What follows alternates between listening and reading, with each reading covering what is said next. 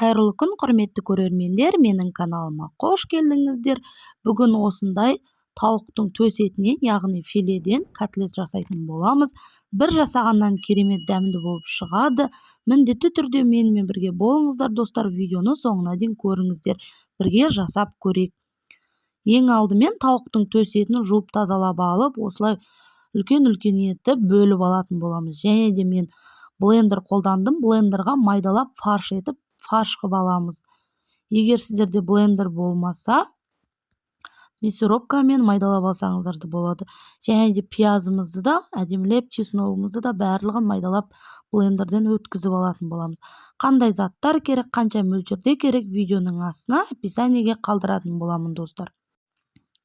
Ал енді бір жұмыртқамызды жарып қосатын боламыз. Және де блендерден өткізілген пияз бен сарымсағымызды да саламыз. Алдын ала мен кіші шай қасықпен бір қасық қара бұрыш және де бір қасық тұз қосамыз кіші шай қасықпен. Бұл жерде менде 500 грамм фарш болды.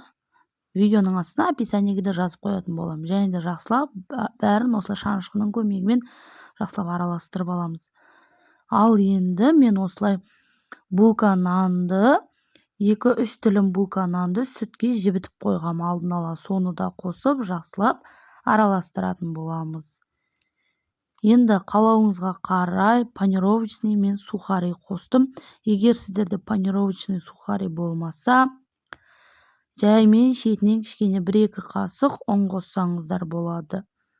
Мен осылай панировочный сухари сатып алғам, осыны қостым. Жақсылап араластырып.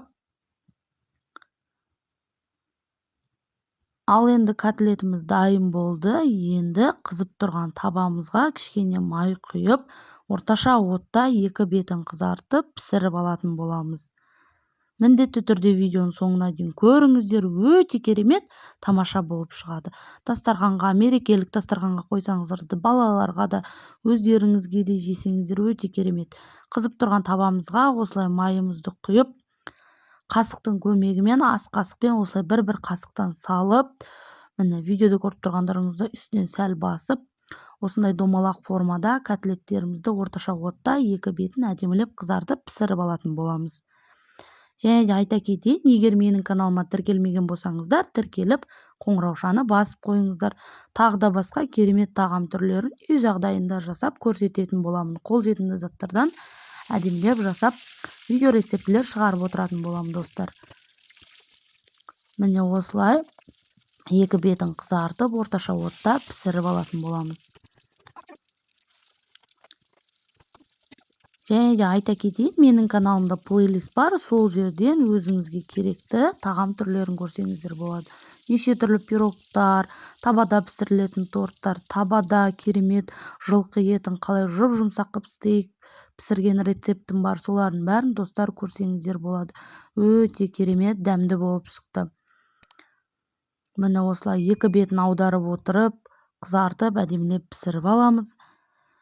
Және де осылай сүзіп аламыз, шетінен үстіп. Бір жасағаннан өте керемет дәмді болып шықты менде. Жолдасыма, балаларыма қатты ұнады.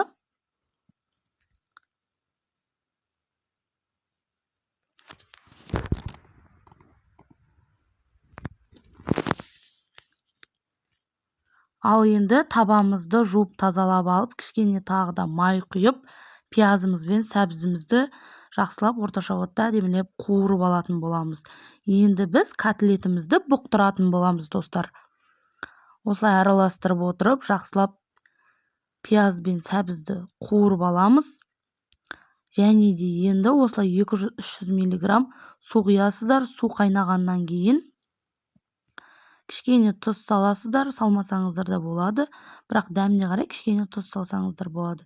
Енді осылай котлеттерімізді орналастыратын боламыз.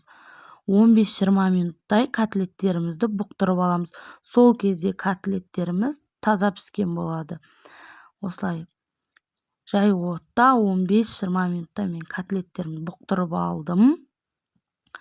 Міне көріп тұрғандарыңыздай, достар, Өте керемет дәмді болып шықты. Міндетті түрде жасап жеңіздер. Бір жасағаннан керемет дәмді болып шығады. Және де мен котлеттің және пюре ұсындым. Пюренің рецептісі менің каналымда бар, сол жерден көрсеңіздер болады. Өте дәмді болып шықты. Және де осылай пюремізді, бір шетіне пюремізді, шетіне котлеттерімізді салып, дастарханға ұсына берсеңіздер болады. Жаңағы жасаған подливті пюренің бетіне әдемілеп құйсаңыздар болады.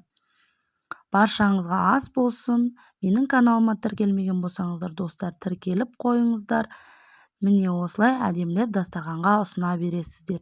Мерекелік дастарханға да 500 грамм филеден осыншама көп котлет шығаруға болады, достар.